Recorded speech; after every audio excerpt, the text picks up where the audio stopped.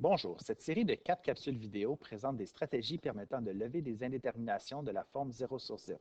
Pour cette première capsule, la première stratégie qu'on va étudier, c'est celle de la factorisation.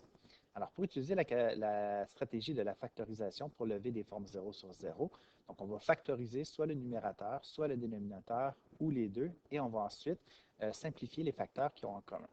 Alors, on va y aller avec un premier exemple. Donc ici, on a la limite lorsque x tend vers 2 de 9x2 moins 18x, le tout sur x moins 2. Alors, la première étape consiste à remplacer x par 2 et voir si on a affaire à une forme 0 sur 0. Alors, 9 fois 2 à la 2 moins 18 fois 2 sur 2 moins 2. Alors, si on fait ce calcul-là, on constate qu'on a effectivement une forme indéterminée 0 sur 0. Donc, on va l'indiquer, forme indéterminée. Alors là, il faut transformer notre expression de façon à lever l'indétermination. Au dénominateur, on a déjà un facteur qui est simple, donc on ne peut pas factoriser. Toutefois, au numérateur, on peut faire une mise en évidence simple de notre expression en mettant en évidence le facteur 9x et il va me rester x moins 2. Et là, on constate qu'on retrouve le facteur x moins 2 au numérateur et au dénominateur, facteur qu'on peut simplifier en haut et en bas, ce qui fait en sorte qu'on se retrouve avec la limite de 9x lorsque x tend vers l'infini. Lorsque x tend vers 2, on remplace et on obtient la réponse qui est ici, 18. Alors voilà comment on lève l'indétermination 0 sur 0. Je vais y aller avec un deuxième exemple. Alors dans ce deuxième exemple, on va faire la même chose que précédemment. On a un cas un peu plus complexe. Donc on a la limite lorsque x tend vers moins 3 de x2 plus 6x plus 9 sur x3 plus 3x2 moins 9x moins 27.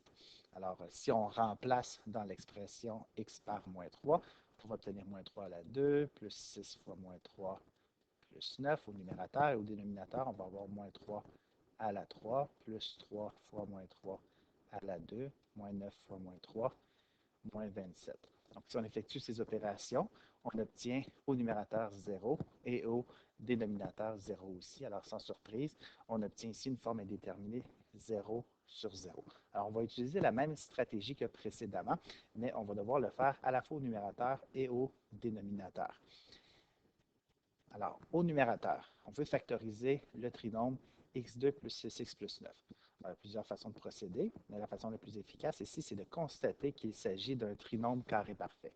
Alors, toujours dans ma limite, donc la factorisation du trinôme carré parfait x2 plus 6x plus 9 donne x plus 3 à la 2. Au dénominateur, on a un polynôme à 4 termes. Lorsqu'on a des polynômes à 4 termes, la chose qu'on peut faire, c'est essayer de voir si il est possible de faire une mise en évidence double. Alors, c'est ce que je vais vérifier ici. Donc, si je rassemble mes termes 2 à 2, je peux mettre en évidence x2 ici, il va rester x plus 3. Et des deux termes suivants, je peux mettre en évidence moins 9 et il va rester x plus 3. Donc, on a les deux mêmes facteurs ici et là. Donc, ceci signe que la mise en évidence double va fonctionner. Là, soyez vigilants. Je constate souvent une erreur fréquente chez les élèves qui consisterait à simplifier ici un des facteurs en haut et un de ceux qui sont en bas ici. Attention, ce n'est pas valide comme simplification étant donné la soustraction que vous avez ici. Donc, il faut compléter la factorisation au dénominateur avant de faire la simplification. Donc, toujours dans ma limite lorsque x tend vers moins 3. Donc, au dénominateur, je vais compléter ma factorisation, ma mise en évidence double, et en mettant en évidence le facteur x plus 3. Et il va me rester x moins 9. Au numérateur, je peux laisser mon expression telle quelle, mais on peut aussi, par commodité si on veut, l'écrire comme ceci, ce qui me permet de simplifier le facteur x plus 3 au numérateur et au dénominateur. Alors là, une fois qu'on a biffé le facteur commun au numérateur et au dénominateur, on va réévaluer à nouveau notre limite. Donc ici, lorsqu'on remplace x par moins 3, on obtient 0 au numérateur et malheureusement 0 encore au dénominateur. Alors on a toujours une forme indéterminée. C'est pas qu'on a mal fait les choses, c'est qu'on a encore du travail à accomplir en termes de factorisation. En effet, si on regarde notre dénominateur, on constate que ce n'est pas factorisé au maximum. Le polynôme x2-9, c'est une différence de carré, donc qui peut se factoriser sous la forme x-3 fois x plus 3. Au numérateur, on a toujours le facteur restant qui est x plus 3. Alors, on constate qu'à nouveau, on a le facteur x plus 3 commun au numérateur et au dénominateur. On peut les simplifier, ce qui nous laisse notre fraction. Au numérateur, on a toujours quelque chose, on a toujours 1. Et au dénominateur, il nous restait x moins 3.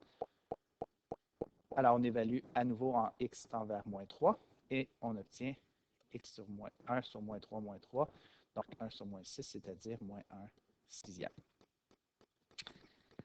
Alors, juste avant de clore la vidéo, je vais vous faire réaliser quelque chose de particulier ici. Donc, au niveau de la procédure, donc une fois qu'on a constaté qu'on a une forme 0 sur 0 et qu'on procède par factorisation, soit numérateur, soit au dénominateur, ou les deux, ce qui va toujours se produire, c'est qu'il va y avoir un certain facteur qui va disparaître. Dans l'expression qui est ici, le facteur qui est apparu au numérateur et qui a été ensuite simplifié, c'est le facteur x-2, tandis que ici, dans le deuxième exemple, le facteur qui est apparu pour ensuite être simplifié, c'est le facteur x plus 3. Et il est apparu en fait à deux reprises. C'est pour ça qu'on a constaté la forme indéterminée 0 sur 0 à deux moments de notre procédure. Donc ce facteur-là, c'est le facteur qui est responsable de la forme indéterminée. Donc, je vais l'indiquer ici. Donc le facteur responsable de l'indétermination. Donc, le facteur responsable de l'indétermination dans le premier exemple, c'était le facteur x-2. Et c'est directement lié à la valeur vers laquelle tend x. Donc, cette forme indéterminée 0 sur 0, elle est atteinte lorsque x tend vers 2.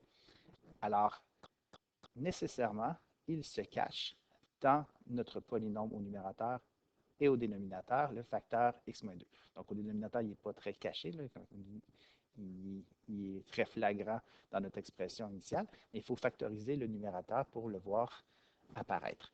Et c'est la même chose qui se produit avec notre deuxième exemple. Le facteur en question, celui qui apparaît après la factorisation, c'est le facteur x plus 3.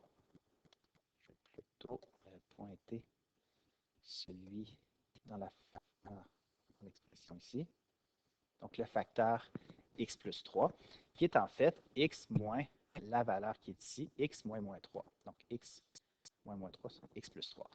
Alors, dès qu'on voit l'expression, notre limite initiale, et qu'on constate qu'il y a une forme 0 sur 0, on peut déjà en déduire des facteurs qui seront éventuellement éliminés pour lever l'indétermination. Je vais revenir dans la prochaine capsule vidéo.